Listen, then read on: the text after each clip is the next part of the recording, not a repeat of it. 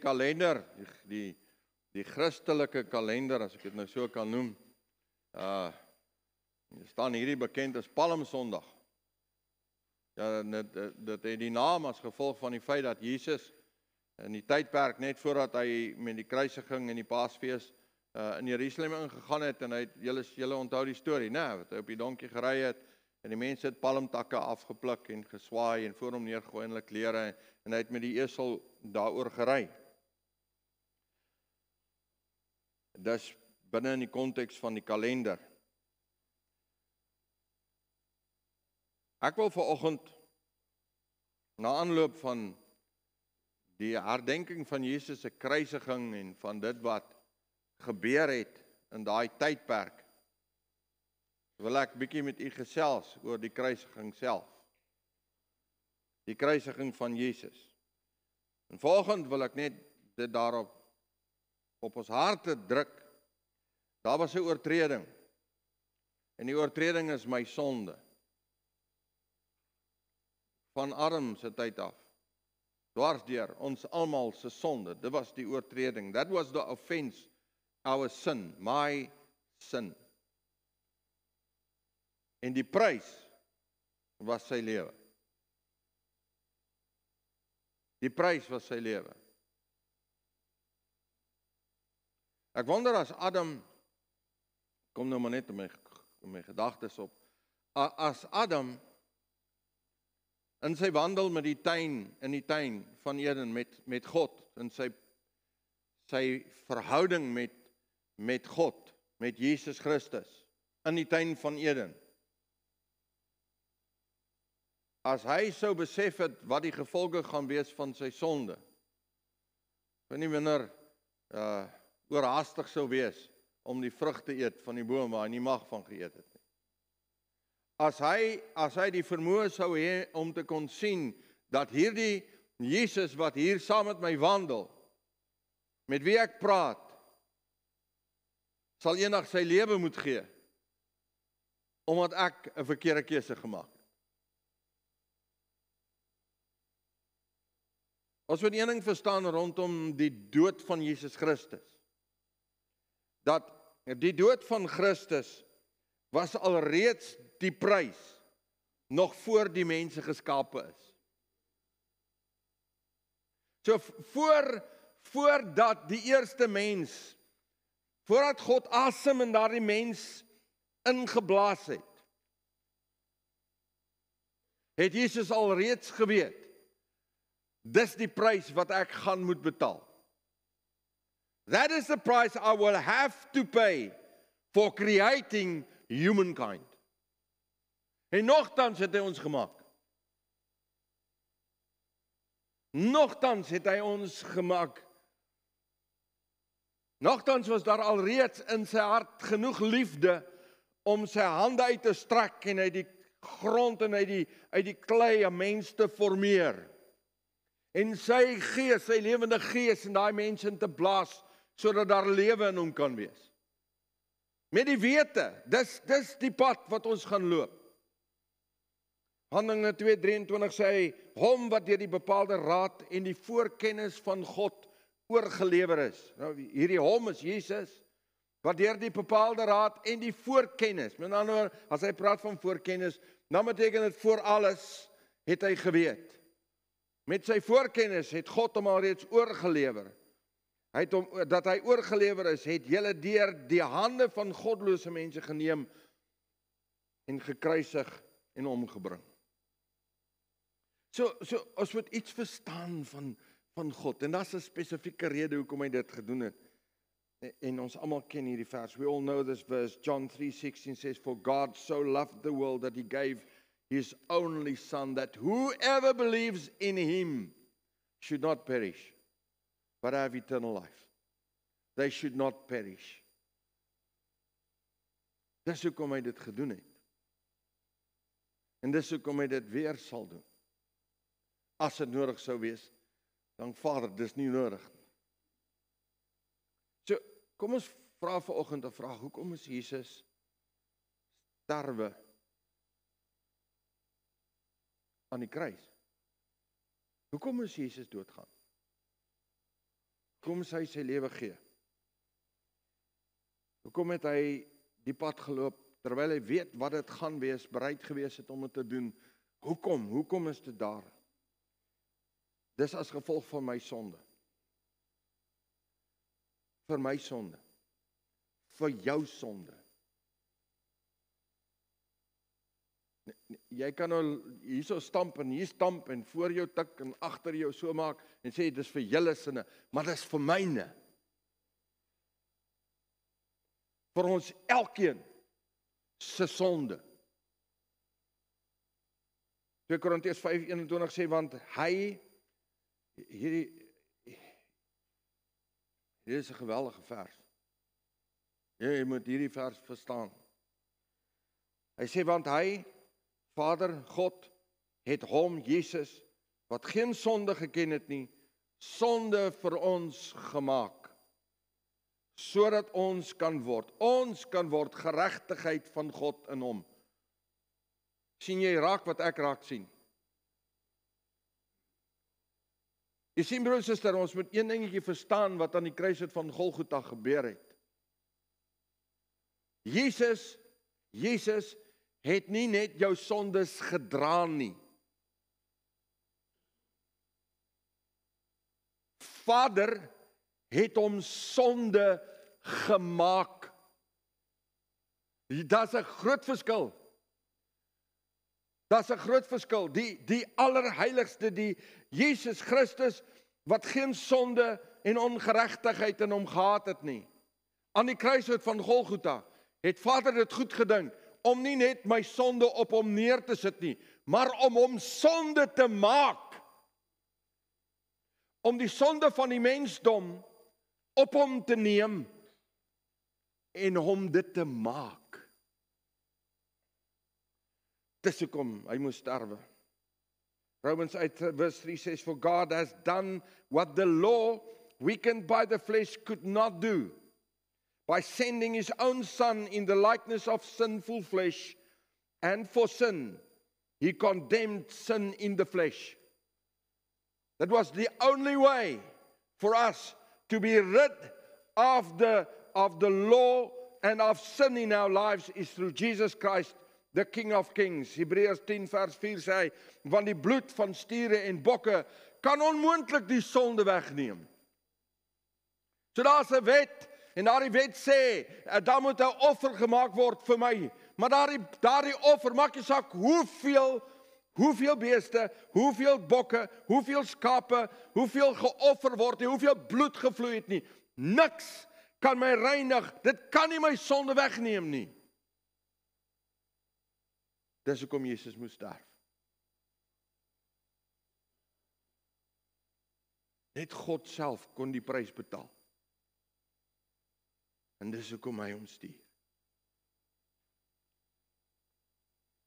Hy het aan die kruis gesterf as gevolg van die vloek wat op my rus. Die vloek van sonde, die vloek van die wet. Galatians 3:13 says, Christ redeemed us from the curse of the law by becoming a curse for us. It is written, cursed is everyone who is hanged on the tree. So, sin and the law, because of the fact that we cannot get rid of our sins, that is a curse that rests upon us. Die vloek van die dood is jou en myne. En daar's niks wat ons aan kan doen nie. En omdat dit daar is, en omdat daar die vloek op my rus, moes hy, listen to this verse. He says, Christ redeemed us from the curse of the law by what? Not carrying our curse, but becoming a curse. Kan jy die onsaglikheid daarvan verstaan? Broer en suster, nie net om vervloek te wees nie. Nie net om die vervloeking van mense op jou te dra nie, maar om die vervloeking te word.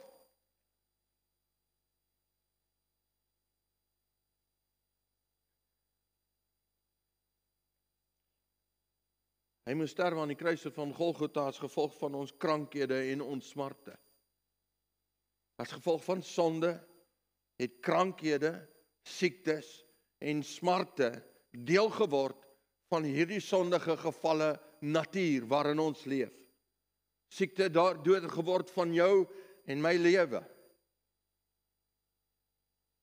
Dis die proses. Veroudering is eintlik 'n siekte. Dis nie veronderstel gewees om so te wees nie. Die verganklikheid van ons liggame, en ons almal beleef die verganklikheid van ons liggame. En hoe ouer jy is, hoe meer beleef jy dit. Dis daardie krankhede wat op ons rus as gevolg van sonde. In Jesaja 53 sê hy dit vir ons duidelik in die profetiese woord, vers 4. Hy sê, nogtans het hy ons krankhede op hom geneem en ons smarte. Die het hy gedra, maar ons het hom gehou as vir een wat geplaag, deur God geslaan en verdruk was. Wat sê Jesaja vir ons? Hy sê, Christus het al ons krankhede op hom gevat, maar nie net ons krankhede nie. Elke traan van hartseer, wat jy ooit in jou lewe kan stort, maak nie saak waaroor en hoekom nie, het hy op hom gevat. Elke smart, elke stukkie pyn wat jy beleef, maak nie saak wat, weet jy wat, nee, die pyn wat jy beleef, wanneer iemand iets vir jou sê wat nie lekker is nie, en dit roer hier binnekant en maak jou seer, daai ding, daai het hy op hom gevat. Elke ding, wanneer ek en jy iemand aan die dood afstaan, en daar smart in ons hart, dit het hy alles op hom gevat. Myne. Dit het hy op hom gevat en deel gemaak van hom. Matthew 8:17 says, this was to fulfill what that was spoken by the prophet Isaiah. He took our illnesses and he bore our diseases. Hy het dit op hom gevat. Hy was bereid om dit te doen, om dit aan die kruis van Golgotha te vat vir jou en my. Hoekom? Want hy het my lief en hy het jou lief. Hy wil nie hierdie goed bedeel wees van jou nie. Daarom vat ek dit op my, sê hy, gee dit vir my, ek sal dit dra, ek sal dit myne maak. En as gevolg van die dood moes hy sterwe, omdat ons dood is, en jy moet nou ietsie mooi verstaan, dis nie die dood wat ons doodgaan omdat ons oud is nie, dis die dood van sonde. Dis die dood van jou siel, jou gees, wat dood is tot by wedergeboorte.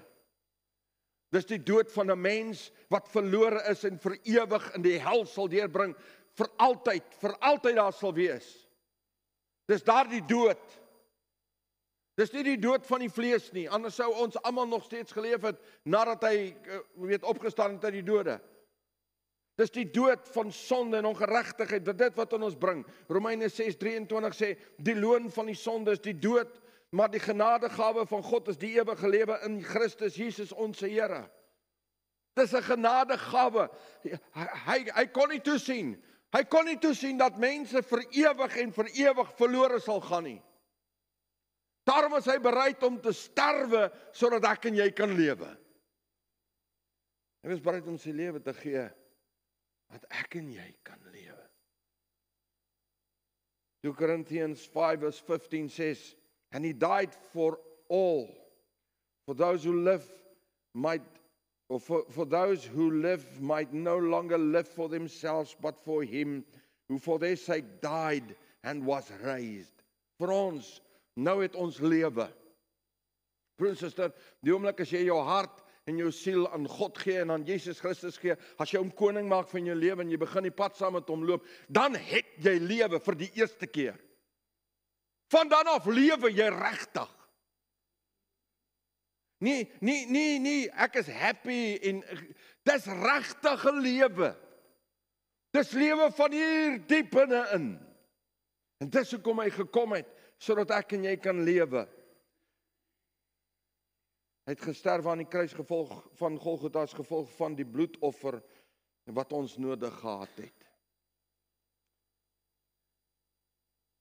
Hebreërs 9:20 sê, en byna alles word met bloed gereinig, volgens die wet. Sonder bloedvergieting vind daar geen vergifnis plaas nie. Daar's nie 'n moontlikheid vir jou en my om 'n offer te kan bring wat genoegsaam is om ons skoon en rein te maak nie. Dit bestaan nie. Dit bestaan nie. En Jesus het gekom en gesê, ek sal die offer, ek sal my bloed offer.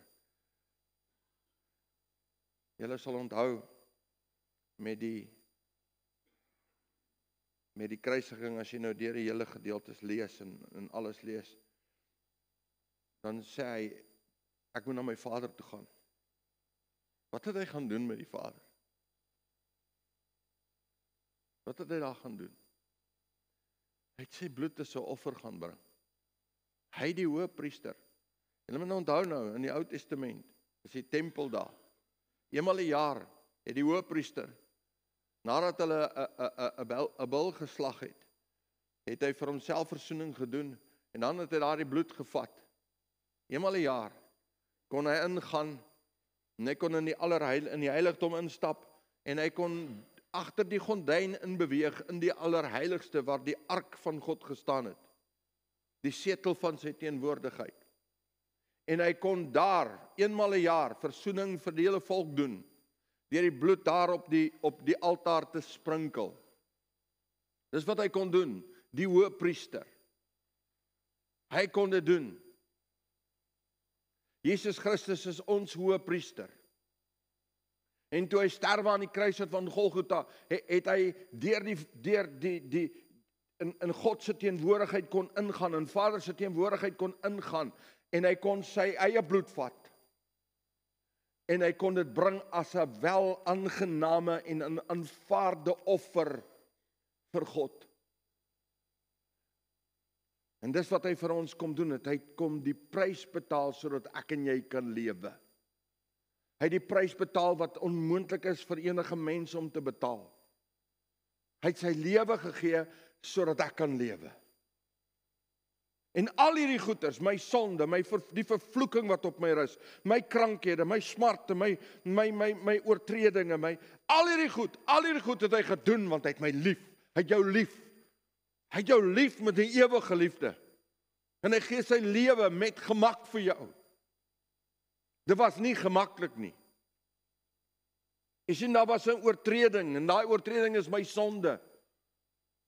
En die sonde is nie net die feit dat ek vloek of weet hierdie goedjies doen nie. Die sonde is die verwerping van God en sy plan vir my lewe. Die feit dat ek sê ek wil nie iets met hom te doen hê nie. Dis my sonde. Die rebellie wat ons het in ons harte teenoor hom, teenoor die ewige, die heilige, die almagtige skepper van hemel en aarde. Die feit dat ons God verwerp, dis ons sonde. En wanneer jy daai dag in jou hart en in jou siel en jou gees die besef het dat jy dit doen en jy jou hart vir hom gee, jy kan dit nou doen, want hoekom? Dat iemand het die prys betaal vir my sonde. En sy naam is Jesus Christus, ons Here.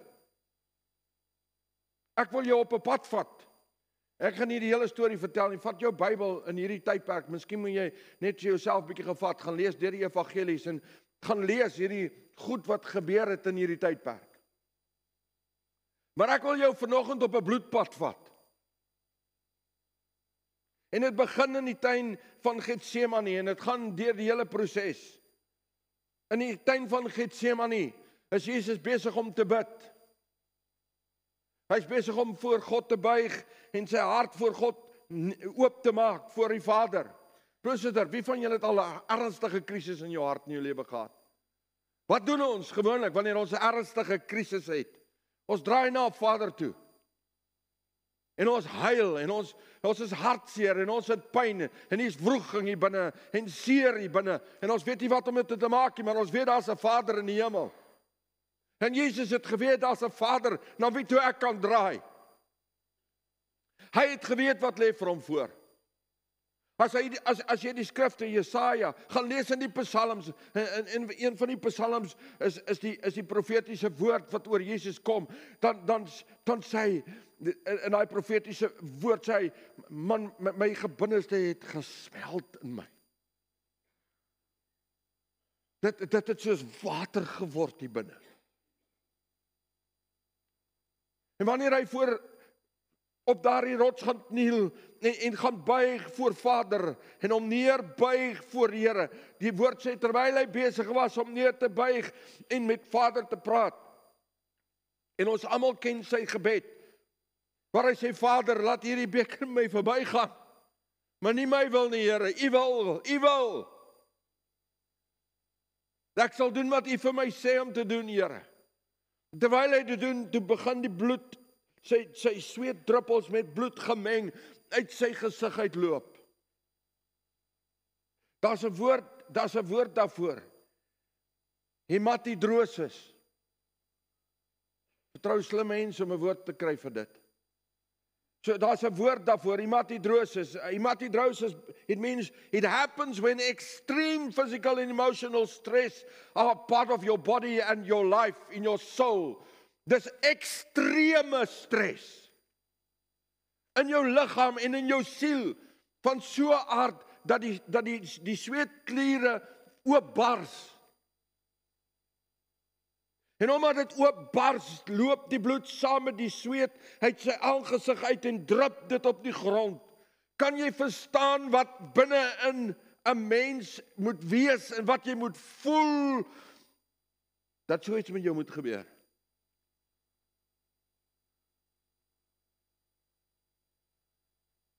En ons ken die storie, hy word gevange geneem daar. En hy word weggelei deur die soldate. En hy gaan deur die hele proses van 'n klomp goed. En ek gaan nie elke detail met u deurgaan nie, jy kan dit self gaan deurlees. Maar ons weet die soldate het hom geslaan. Broer en suster, Israel is onder Romeinse heersing nou. So daar's 'n Romeinse heerskappy en daar's Romeinse soldate wat in die stede bly oral daar. Die Romeine het 'n absolute veragting gehad vir Jode. Hulle het die Jode verag. Hulle het inteendeel enige ander nasie beskou as minder as hulle, maar die Jode was eers verag. Baie van daai soldate, selfs die ouens wat aangestel is as heersers, hulle wou nie daar wees nie. Hulle is weg van hulle huise, hulle is weg van hulle vrouens. Hulle moet die vrede kom bewaar in 'n plek waar die mense hulle nie wil hê nie, waar daar konstant opstande is en moeilikheid is en swaar kry is. Hulle wil nie daar wees nie. Hulle haat die Jode, hulle verag hulle. Kan jy dink wanneer 'n soldaat nou hier Jesus gevange neem en hulle is besig met hom, dat wanneer daai soldaat vir Jesus slaan in die gesig, wanneer hy hom slaan hy nie net om liggies te tik nie. Hy slaan met sy veragting. Hy slaan met sy woede vir hoekom moet ek hier wees? Hoekom moet ek hierdie gemors mense oppas en seker maak hulle bly in lyn en ons die heeltyd in rebellie? Dis nie liggies tik nie. Hulle slaan hom om seer te maak en om woede uit hulle uit te kry. Dis nie 'n ligte speletjie nie. Dis mense met woede en haat in hulle harte. Die woord leer ons dat die paleiswagte waar hulle was, het hom geblinddoek en dan slaan hulle hom met die vuis. En as hulle hom slaan, dan spot hulle met hom en haal die bloeddruk af en sê vir hom, profeteer gou vir ons, wie het jou geslaan? Wie van ons? En dan maak hulle hom weer toe en dan slaan die volgende mense hom weer. En hulle hou aan om hom te slaan. En hulle slaan hom in sy gesig en hulle slaan hom want daar's haat in hulle harte.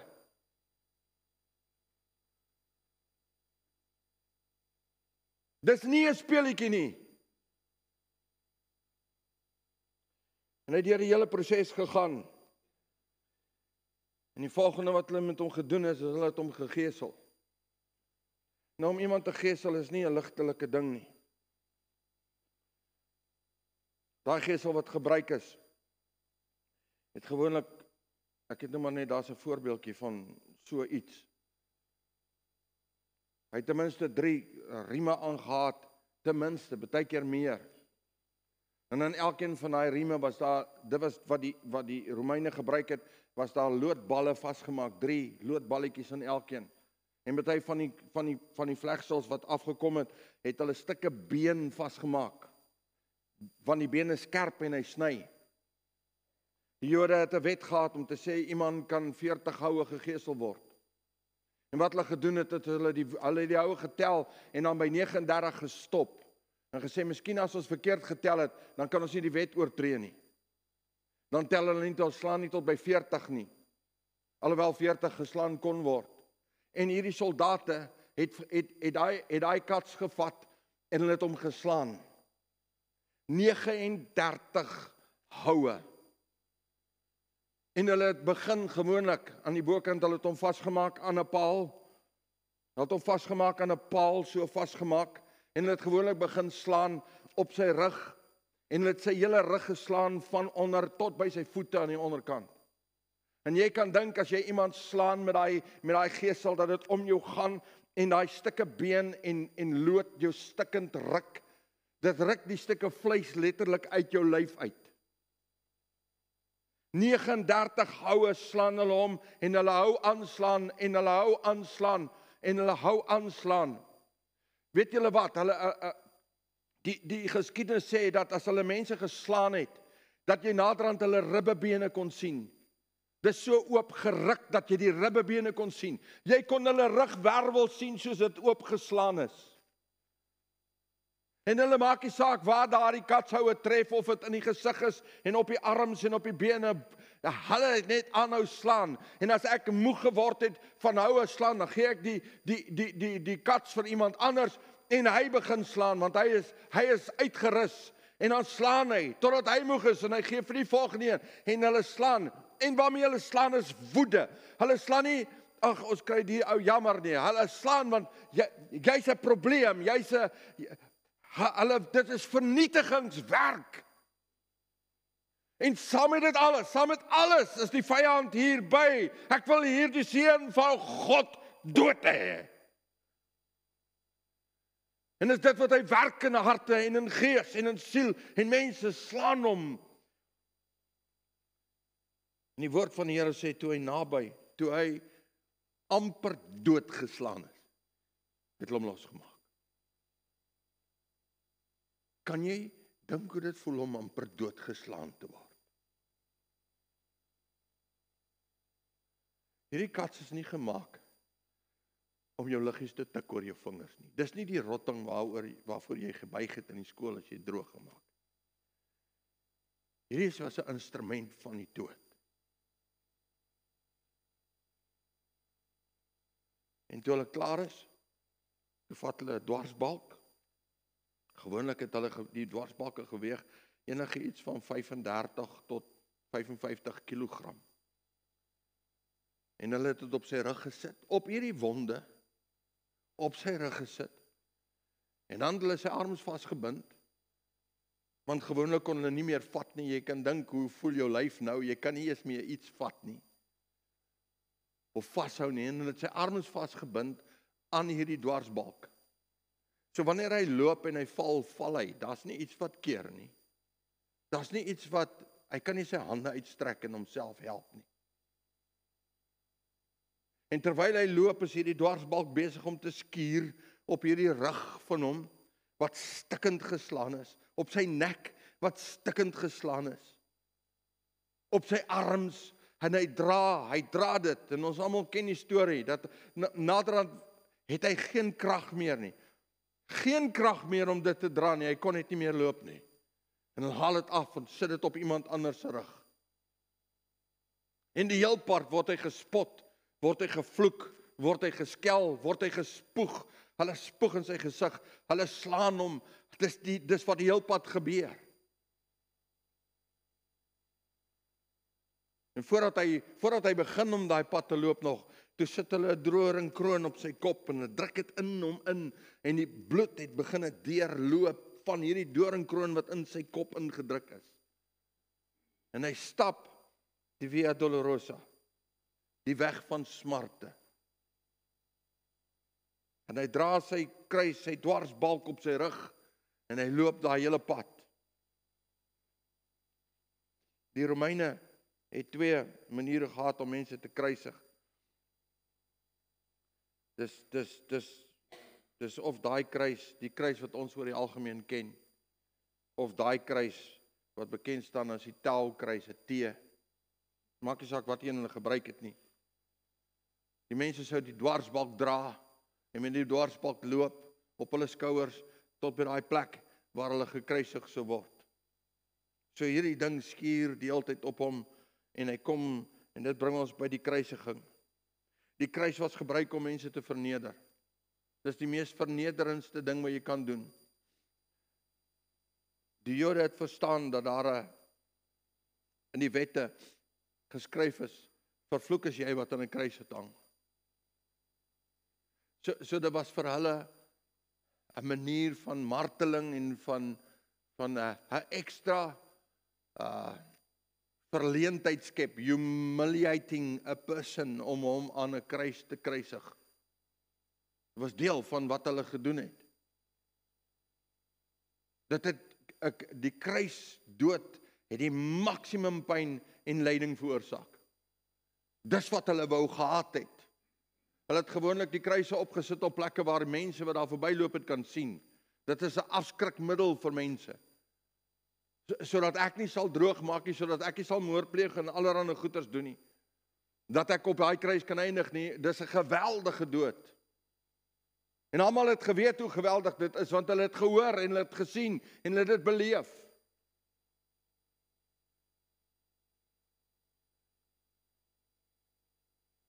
Dit het nie daaroor gegaan om 'n mens dood te maak nie.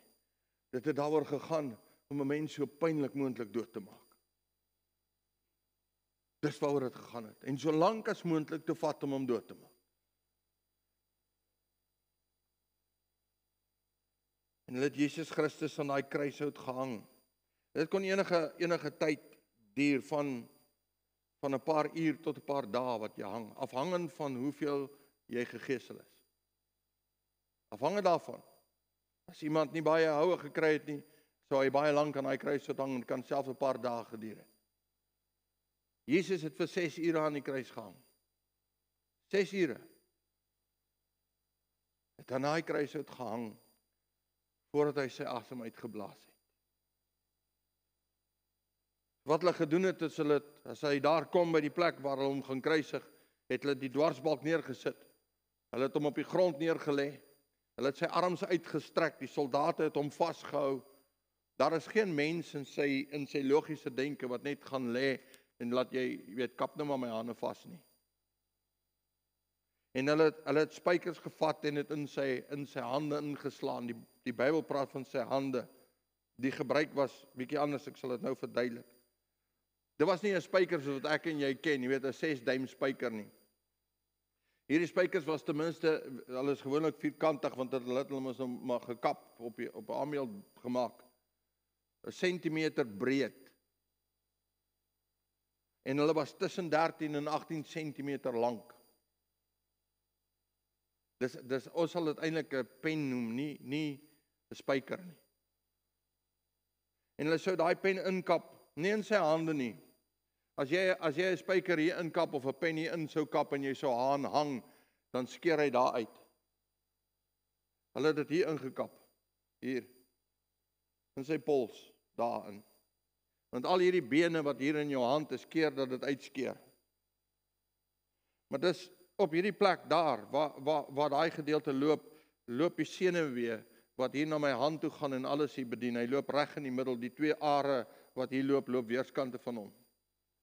As hulle daai pen daarin geslaan het hulle hom of deur daai senuwee geslaan, of deur daai klomp, hier's 'n klomp senuwees wat nou uitsprei, deur daai klomp senuwees. Kan jy dink hoe dit gevoel?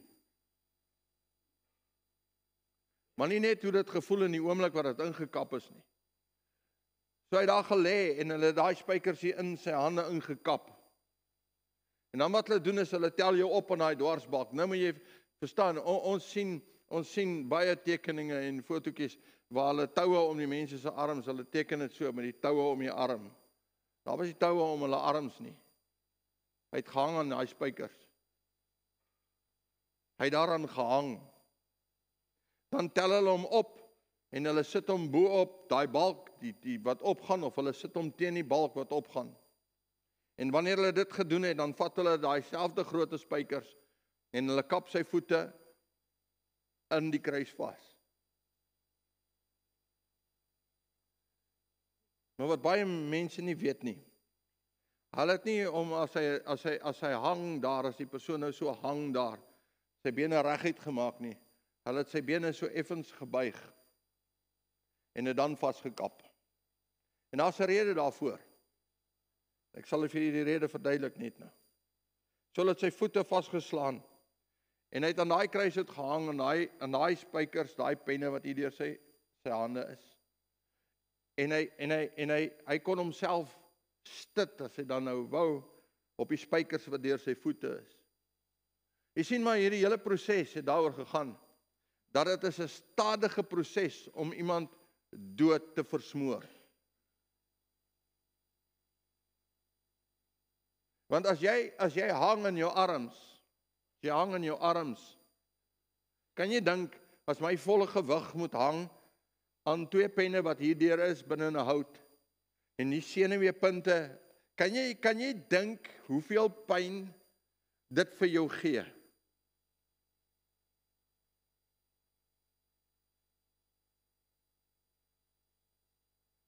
En hy het die pyn van die wêreld op hom gevat. Die seer van die wêreld. En terwyl hy daar hang alles, jou hele liggaam hang. En wat gebeur is, jou longe begin druk, so, omdat dit hang, begin dit afdruk. En as jy jou voete vasgekap is, dan nou is jou bene effens gebuig. Jou bene is effens gebuig. So daar's minder druk op jou voete en jy voel die pyn, maar is minder. En jy hang in jou arms. Totdat die gevoel in die arms amper weggaan van pyn. Maar dan gebeur iets anders. Dan begin jy sukkel om asem te kry. Want die longe kan nie funksioneer nie. So die asemhaling raak al hoe korter en al hoe korter en al hoe korter, want daar is nie asem nie. Jy het nie krag om dit te doen nie. Jy het ook nie die vermoë nie. So daar hang jy. En dan wat so gebeur is, as hulle voel hulle kry nie meer asem nie, wat wil jy doen? Wat doen enige mens wat asem soek? Jy wil probeer om asem te kry. Dan sou hy hom regop stoot met sy bene. Dis hoekom sy bene gebuig was, sodat hy homself kan regop stoot. Maar dan sy volle gewig op sy voete wat gespyker is binne in daai spykers daaronder. So sy volle gewig is daar. En skielik skuif die pyn, nie alles nie, want kan jy dink as jy hier sit en jy beweeg op, dan beweeg jou arms, jou hande beweeg. Kan jy dink wat gebeur met die senuweepunte hier binne? Dis 'n verskriklike ding. Sy rug wat stikkend geslaan was, skuur dan teen die agterkant van daai houtkruis. En as hy daar opstaan, is hy pyn in sy bene, maar hy kan asemhaal. Hy kan asemhaal. En dan raak die pyn weer te groot en te erg en jy word swakker en swakker en dan begin jy weer afsak en tot jy nie meer kan staan nie en dan hang jy. Vir 6 ure. Is dit jou proses van stadig doodgaan?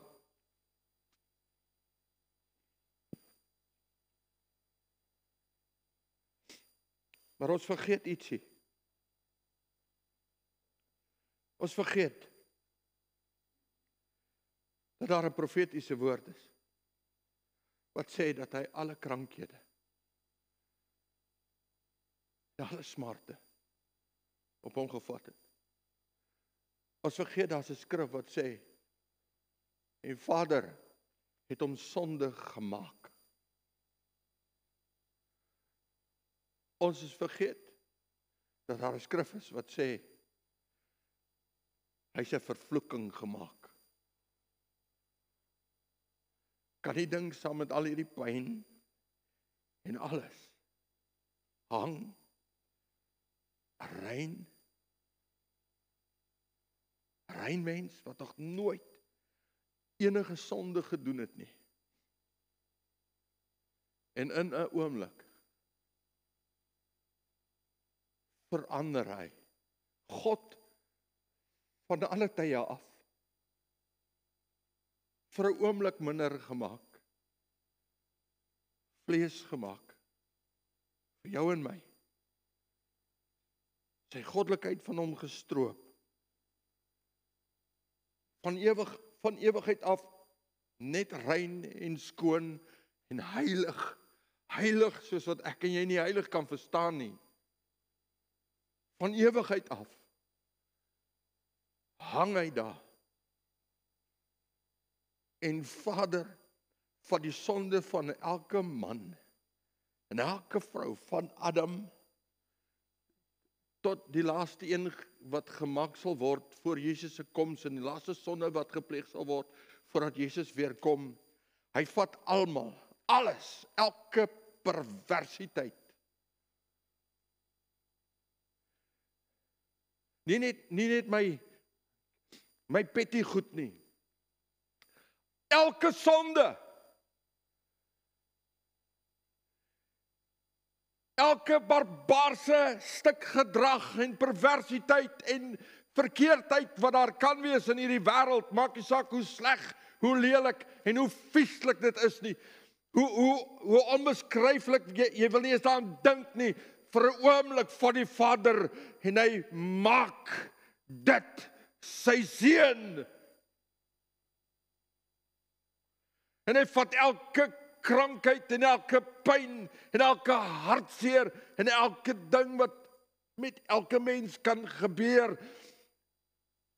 en hy sit dit op hom. Hy sê, dra dit. Dis joune. En hy maak hom 'n vervloeking. En toe dit gebeur, gedraai Vader sy rug op.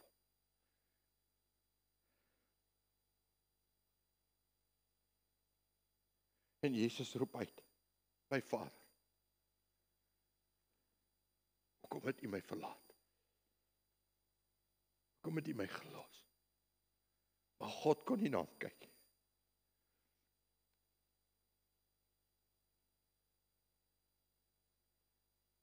En God het sy aangesig weggedraai van sy seun af, sodat hy nooit weer sy aangesig van 'n mens af hoef weg te draai nie. Sodat hy nooit weer sy aangesig van jou af hoef weg te draai nie. En Jesus het dit op hom gevat. En terwyl hy daar hang, kon hy naderhand nie meer opstaan nie. Hy kon nie meer. Hy kon nie meer sy bene krag laat kry om hom net op te stoot vir nog 'n asem nie. En terwyl dit besig is om te gebeur, as gevolg van al die wonde, as gevolg van al die goed,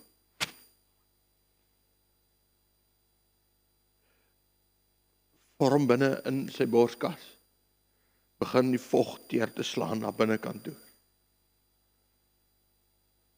En sy longe word voller en voller van hierdie vloeistof. Hy is besig om te verdrink in sy eie bloed en die water van sy liggaam. En terwyl hy daar hang, sê hy, Vader, dit is volbring. Ek het gedoen wat jy wou hê ek moes doen vir hierdie mense. In die hande gee ek nou my gees. En hy blaas sy asem.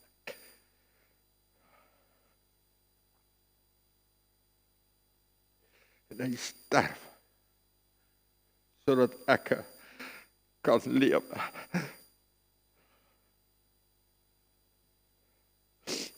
Hy sterf sodat jy kan lewe.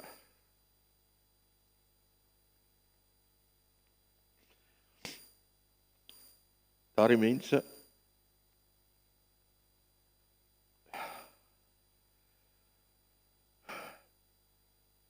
het die gewoonte gehad dat as dit by 'n sekere tyd kom om die proses van doodgaan te verhaas, sou hulle spies vat,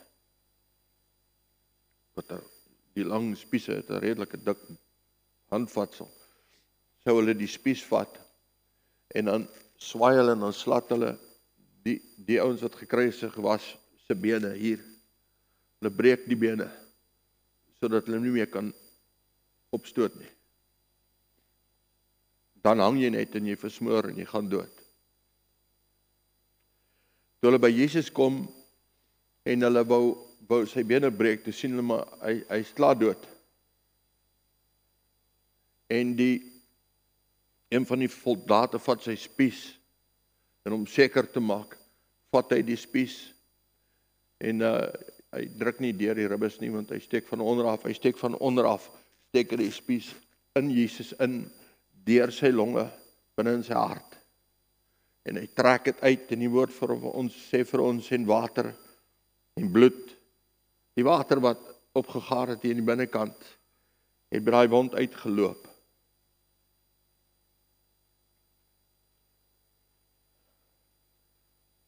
So hulle die spies in sy sy opgedruk.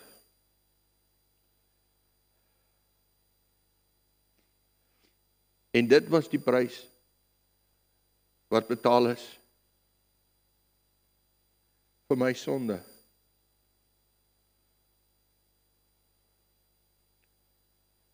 Daarom, 'n broer en suster, moenie ligtiglik omgaan met jou sonde nie. Daar is 'n duur prys wat betaal is. Die perfekte prys wat betaal is. Perfekte prys vir jou en vir my. En hy het dit vir jou gedoen. Kan nie verstaan.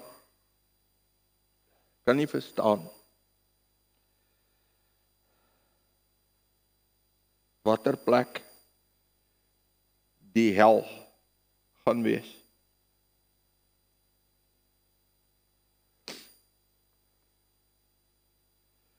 Want wanneer jy vir hom nee sê, wanneer jy kies om jou eie pad te loop, en jou eie ding te doen, dan sê jy nie net nee nie.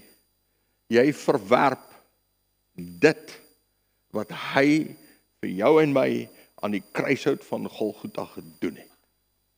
Dis wat jy verwerp.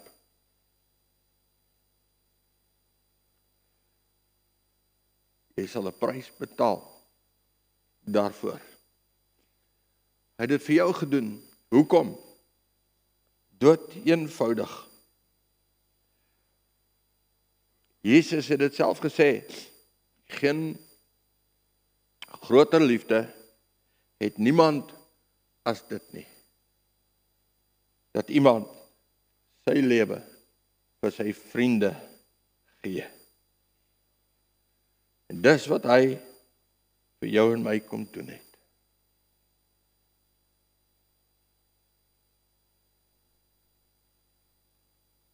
As jy ooit weer in jou lewe 'n prentjie van 'n kruis sien, of iets hoor oor die kruisiging, hoop ek dat jy 'n beter prentjie het van wat Jesus vir jou en my kom doen het. En hy het dit gedoen want hy het ons lief. Die oortreding was jou en my sonde, broer en suster. En die prys was sy lewe. Kom ons maak ons oë toe en dan bid ons saam.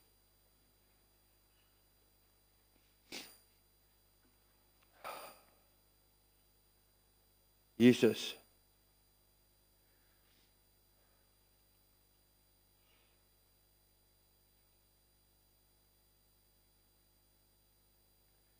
Een woordjie soos dankie. Voel vir my so klein vanoggend, Here.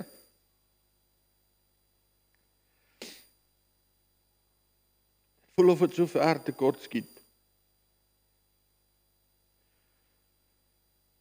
Daarom gee ek my lewe.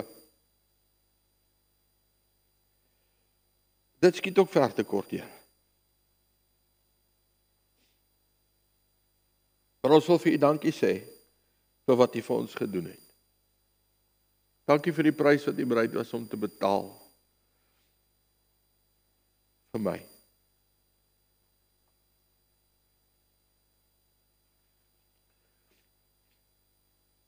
Dankie, terwyl jy jou oë gesluit hou.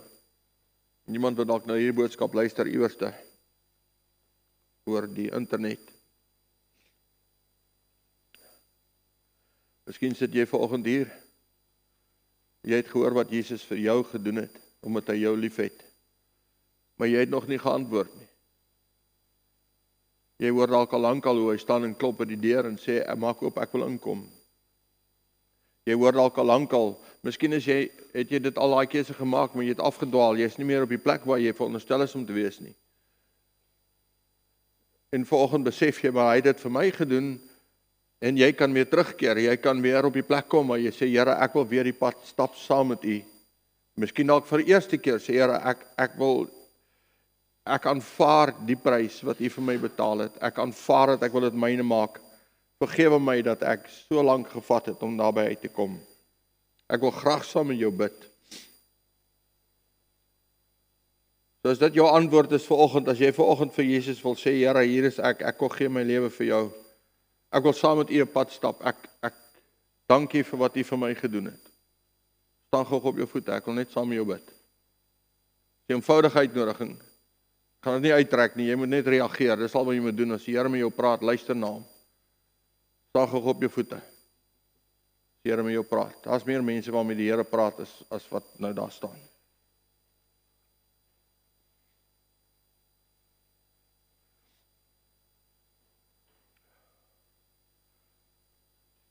Hy roep jou antwoord. Vader, U sien hierdie mense wat voor U staan, wat net sê, Here, ek antwoord U vandag. Ek maak U koning van my lewe. Ek vat daardie prys, dis U dit vir my gedoen, en ek dank U daarvoor. Vergewe my, maak my skoon, maak my rein, ek wil die pad saam met U loop. Dankie dat U hulle vergewe. Here, dankie dat U vryspraak vir ons gee, uit genade en barmhartigheid. Hierdie prys betaal sodat ons kan lewe. Dankie dat U vir hulle lewe gee en lewe in oorvloed en dat hulle die pad saam met U kan stap en dit in oorwinning kan stap. Ek eer U en ek loof U daarvoor. Genadige Vader, Jesus, Heilige Gees, vir die groot werk wat U in ons lewens doen. In Jesus se naam bid ons dit. Amen.